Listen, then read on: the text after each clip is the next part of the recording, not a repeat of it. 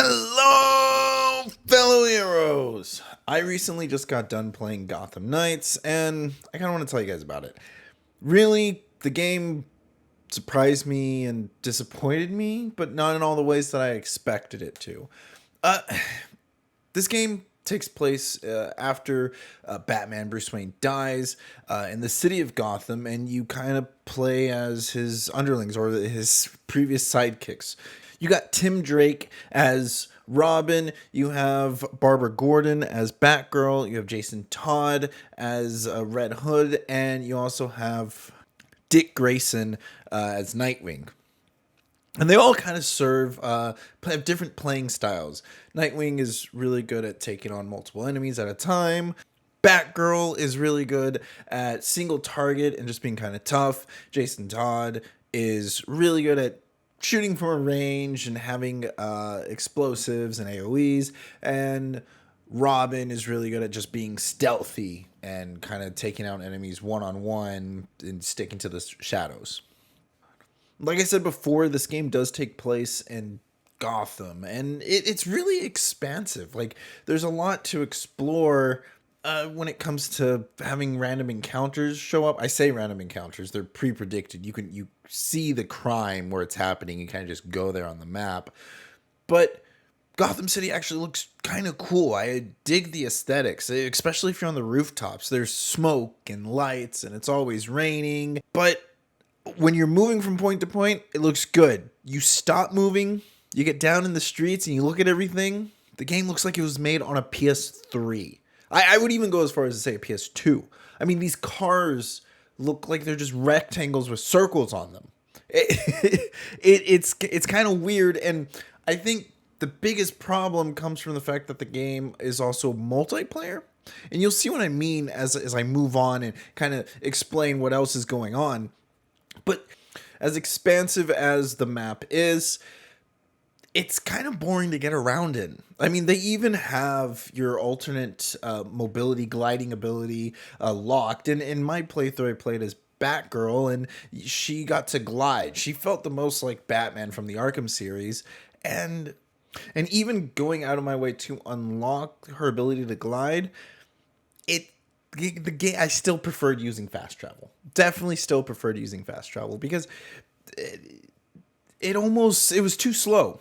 And comparable in the other games, in the Arkham games, it just wasn't fun. You know, there's something to say about whenever you're playing the Spider-Mans and you choose to swing through New York City rather than to actually take the subway, even if it has a cool cutscene. This, on the other hand, I just chose to fast travel most of the time because it was more convenient, and there's these bridges between the islands that there's no good way to cross the bridges. You lose all momentum. It slows your pacing. So if I end up having to go to another island, I just fast travel to the closest fast travel station. So overall, I was a bit disappointed in how traversing through the map goes because mechanically speaking, the map is very well designed.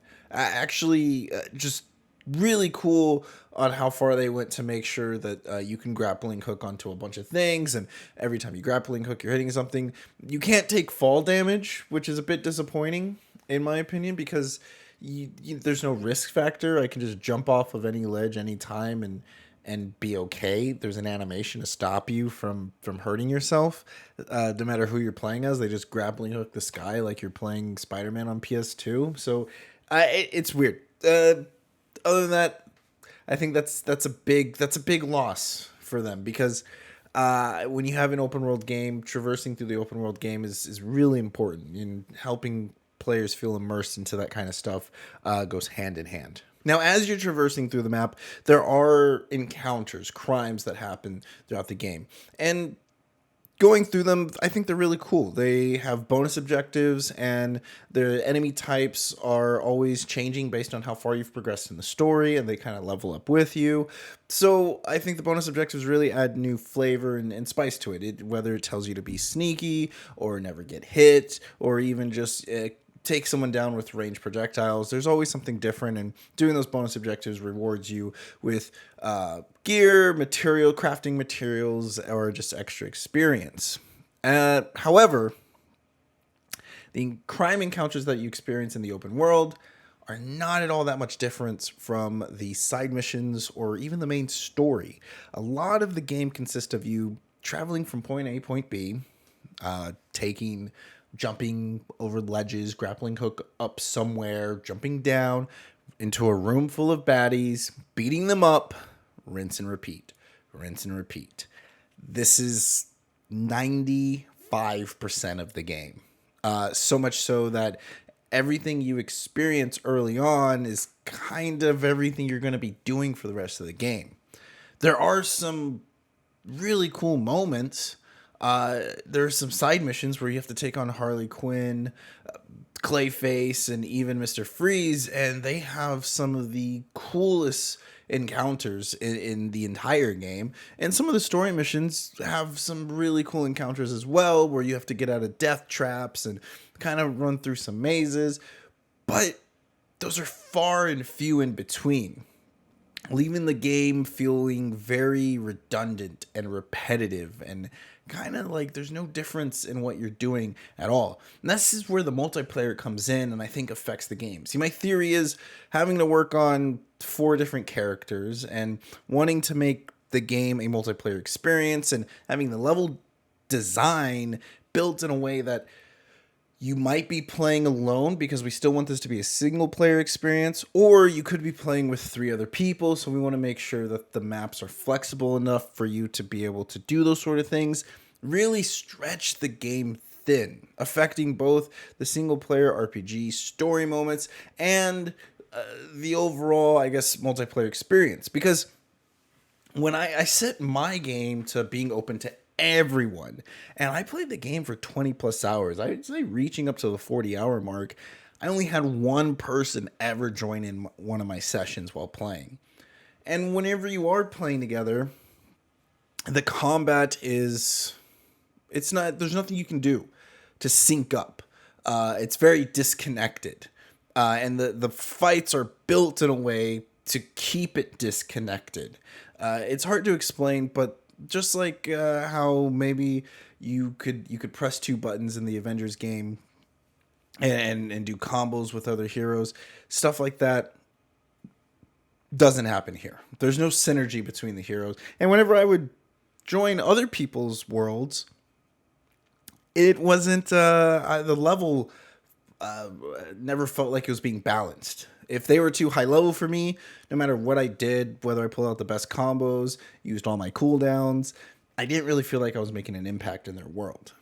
Now, I think the only time the multiplayer experience felt good for me was whenever I needed to grind to keep up with leveling up my gear. See, this game is kind of a mix between the more recent Assassin's Creeds, a little bit inspired by the Arkham series, and kind of mentioned already, but the Avengers video game that also just kind of recently released. But it doesn't really have a defined tone to it. Again, everything is spread thin with all these seeming ideas. Like, it does one thing decent and then it doesn't expand upon it. The best thing about this game is the combat. And even though I was saying that the combat was disconnected and it never felt like you could do anything with the other players, they really did a great job in making sure that it looked really cool. There's only one button that you press, but if you time your button presses and you mix them with the heavies, you can extend your combos, and you can also do these weird kind of perfect timing things where they also extend your combos, which made it entertaining to say the least. But I think what the real bread and butter that helped the combat was the enemies. As you continually progress through the game, you are constantly given new enemies. Every time I figured out how to deal with an enemy, I was thrown another one. And if I think about it, there's at the very least 5 to 6 different factions, and each faction has its own set of enemies to deal with, and they all kind of act differently. However, I was a bit disappointed whenever it came to playing the game on different difficulty settings. Having the game on hard mode doesn't do anything mechanically, other than maybe if you're doing 10 damage, now you're doing 5 damage, and the enemies are doing 10 instead of 5 themselves. That's disappointing. I was hoping that the enemies would be more aggressive, or maybe there'd be more enemies, or maybe the timing window to dodge would be different. And the mechanics behind the combat is really just set in a way where you're only fighting one person at a time. And you can use a special ability to hit multiple enemies and do other things, but it doesn't feel anything like the Arkham series before. Now, this is made by a different studio, so I can't really blame them for not capturing the game perfectly, but I feel like you already had a roadmap onto what to do, and you just took off all the extra stuff and you just gave us the vanilla ice cream. Like you just and not in the good way, like just the plain, you made a pizza and you just put tomato sauce on it. If that's a better analogy. Now, exploring the world and doing the encounters, there were, I guess, mixed in puzzles. They weren't that great. I'm gonna be honest with you. I only did it once. It's a series of, there's a bunch of different items scoot about, and you're supposed to solve a crime scene by looking at each clues and then connecting each clues and just pressing the solve button by connecting them. However, I figured out if you failed twice on purpose, you can have the game auto solve for you. And I just did that for the rest of the game because I didn't care to do them. And there's no other puzzles, there's no other platforming, there's nothing really else in the game that cushions or distracts you or gives you something else to do, unless you're trying to do some of the activities, side missions that are screwed about, like the time trials, or that's about it. I think they're all just time trials. There's also some sneaking missions where they test your stealth, but with some characters like Batgirl, I can upgrade to where I'm invisible to cameras, and so a lot of those missions was just me walking through them and then pressing a button. And there's time trials for your motorcycle. There's time trials for your gliding that you have to unlock, but it's all that's nothing, right? That's like mini games. That's like side stuff that no one really is looking forward to. That's not innovative enough for the game. And speaking of the motorcycle, I do have a big complaint there. On it being slow, when I was talking about the free roaming of the map, that motorcycle is hella slow. You can barely drive by the taxis of Gotham. That's how slow it is. They do this weird thing in all the animations where they have this like zooming effect where it's like, oh, the wind is rushing by really fast. No, you're not moving as fast as you think you are. It is deathly slow, and there's no booster. There's no way to upgrade it. The biggest upgrade you get, again, is the gliding or the fast travel. But enough complaining about the traversing through the open world. I've already explained that that's slow enough. The combat, good. I think that's kind of what they were going for, and that's kind of the main set piece of the game. If you're going to get into the game for anything, it's for the combat, but it still feels like it's lacking. You can upgrade your abilities, each with skill trees. Each character comes with skill trees of their own, and you don't really have to commit to a certain tree. I think there's about like 4 different ones, one of which you have to unlock, which I recommend you do so as soon as possible. I was finishing the game around level 30. I had just about all the abilities unlocked. I had all the skill trees just about done. Maybe about like 4 or 5 was left. Boxes were left for me to fill in. There's also crafting, which I kind of mentioned before, that you can receive through doing bonus missions and side missions and things of that nature, or just solving crimes out and about. It's very simple. It's very straightforward. You don't really need to even keep up with the materials. There's some super rare material that is hard to find to make legendary items, but it's not necessarily needed. Basically, you go grind for a little bit, which I think in my 30 plus 40 hours of playing the game, up until beating the game, I think I grinded for about 6 hours, which I'm not a fan of artificially padding like what they did in the Assassin's Creed games. I don't really care for that. And again, when I was talking about difficulty of the game, I dropped it back down to normal because there was really no difference in playing the game in hard and normal other than just making the game longer for myself in the combat scenes, which I didn't feel was necessary at all. There's still a challenge, especially if I was under leveled in some scenarios, which I just go grind out for a little bit, get my gear, and then come back. Again, there wasn't a lot of grinding that needed to be done, especially if you're doing crimes as you're going to the mission. You can kind of stay on top of things, but there might be some sessions where you just sit and grind out just to get some gear.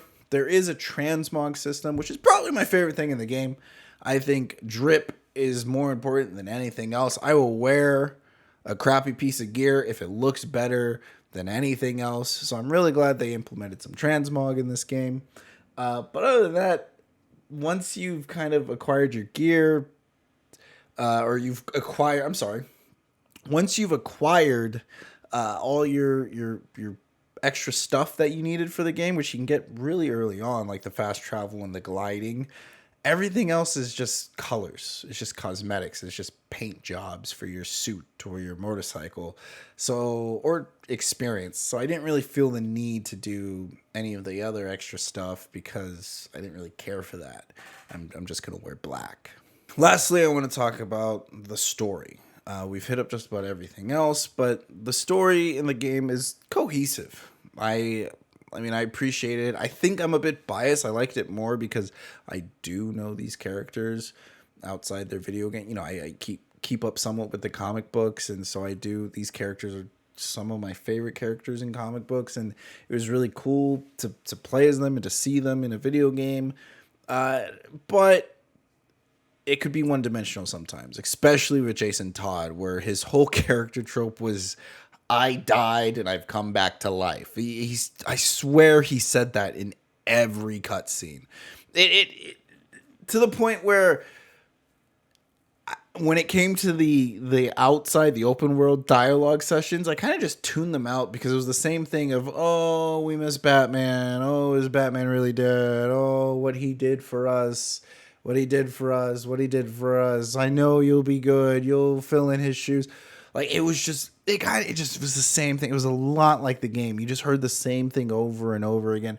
But there were some heartfelt moments. They're so heartfelt that it sucks that you kind of have to go through and play each character to see the cutscenes, which means for the full experience, you'd play through the game 4 times.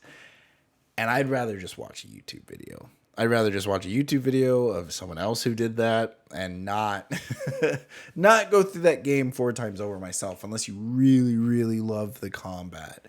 Then for me, I think the narrative was good. It was okay. It kept me entertained. It kept me hooked. It was cohesive. It made sense. And it was something that I definitely looked forward to after getting to go into the next main mission for the game. But overall, Gotham Knights is a fun experience. It's not one that I would outly recommend due to the fact that the game does feel like it's face value. What you get in the first 2 couple hours of playing the game is everything that's going to happen in the game. Everything's very redundant. Everything's the same. And it's all for the need of a multiplayer that isn't really that fleshed out and made in a way for people to really play together. Nothing in the game really has depth to it. And even for those moments that 5% of the game that is very fun, very memorable, and it's just not worth it. It's not worth bogging through the rest of it to get to it. Like I said, it's far and few in between. And because of that, this game is like a 6 out of 10. Did you play Gotham Knights? Did you have fun with it? Were you disappointed like I was? I'd love to hear what you guys have to say or what your thoughts are. But until next time, play nice.